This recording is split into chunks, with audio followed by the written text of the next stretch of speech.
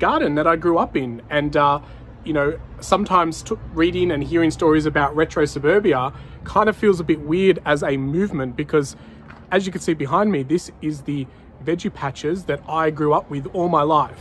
We have no grass here in a suburban block in Reservoir. So let me take you for a little bit of a walk around of what this garden looks like.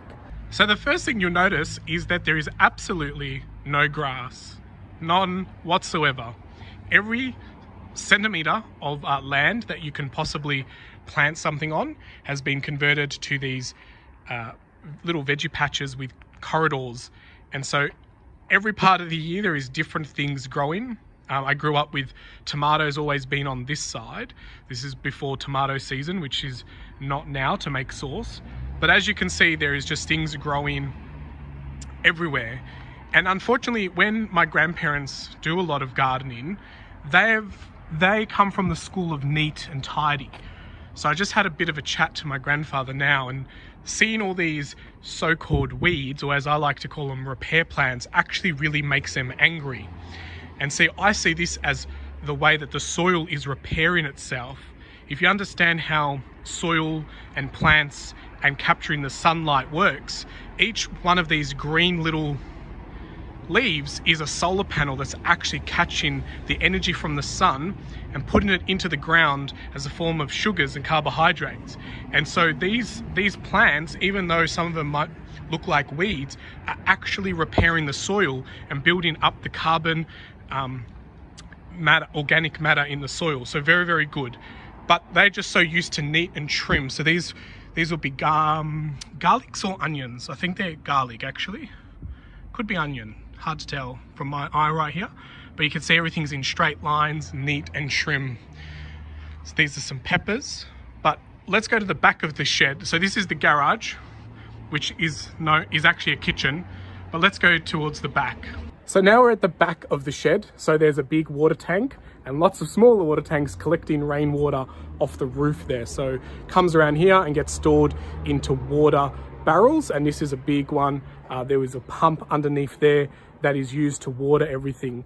But if you look behind me, there is lots of grass and weeds. And because my grandparents are becoming older, they're not able to be as fit in the garden anymore. So letting beds go like this actually makes them really angry. But knowing what I know about soil health now and how the soil repairs itself, this is actually great ground cover because it's protecting the soil from the harsh sun that bakes it and kills the organisms, the fungi, the bacteria that's living in the soil. And these plants and the ground cover is actually repairing, putting carbohydrates back into the soil. So this is magic to my view, but painful to their view, which is all the importance of your paradigm and the way that you see the world through your glasses. But what I want to show you here is the chickens. So let's go visit the chickens. So in here is the chickens. They think I'm probably going to feed them. They are locked up for safety, but they are actually allowed to come out through this little corridor, protected cage corridor, because there's been a couple of fox incidences now. And then they kind of free range in this area, which has got lots of grass. There's some figs growing, which is very common in Italian back gardens. This is somewhat seen as a pest plant out in Melbourne, Australia, and parts of the world, but here it's growing nice. There'll be lots of fruit that yields from here. And this tree here is a fig tree. And so the chickens get to free range around here. They get garden scraps. They get a very good diet. And so the eggs that come from these chickens are quite good. But unfortunately, they are having to be kept indoors these days.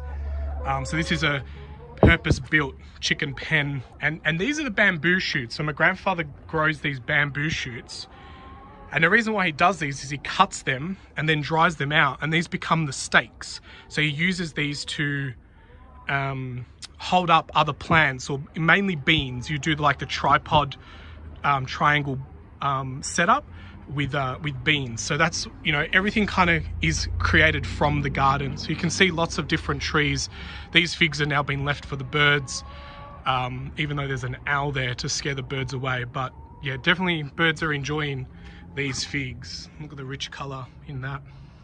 So as a child, this is a grapevine that's growing over this creates shade in the summer to protect the garage, to keep it nice and cool.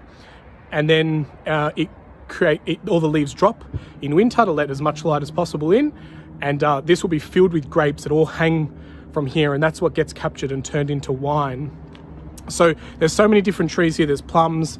Behind me is like a mandarin tree. It could even be no, that's just mandarin, but sometimes there's like fruit salad trees where each branch is different. There's a lemon tree behind me over there.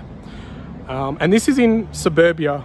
This is not regional anywhere. This is in the middle of the suburbs of Reservoir, which is where a lot of the settlement happened. This used to be a pear tree, but then it died, but it's still there as a bit of an art. And my grandmother has all her flowering plants here for the bees and so forth.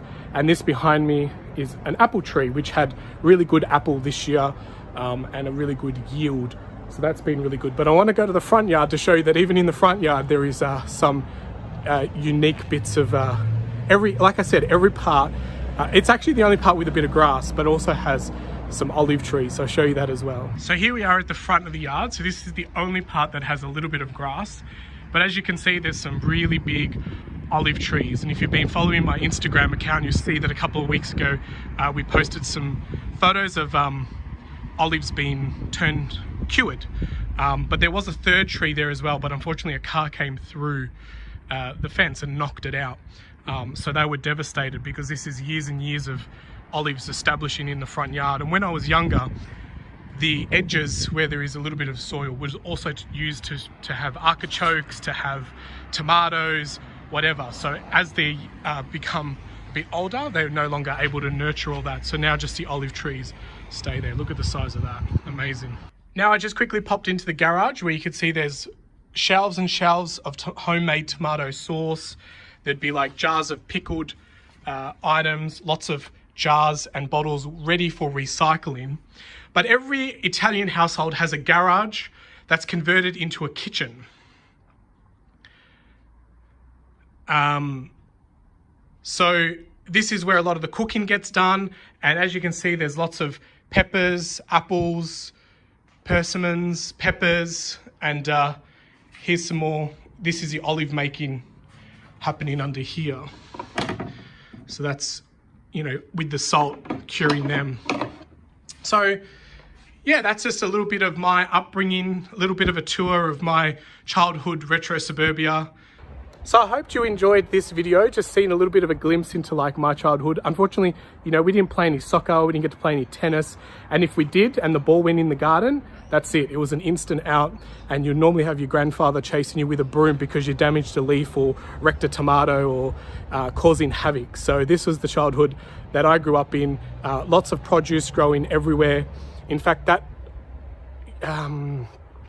over there is like a fire pit, and that's where we do all the cooking of the tomato sauce and the tomatoes and being able to, you know, burn fires to roast peppers and so forth. So really interesting childhood, something that I took a lot for granted when I was younger.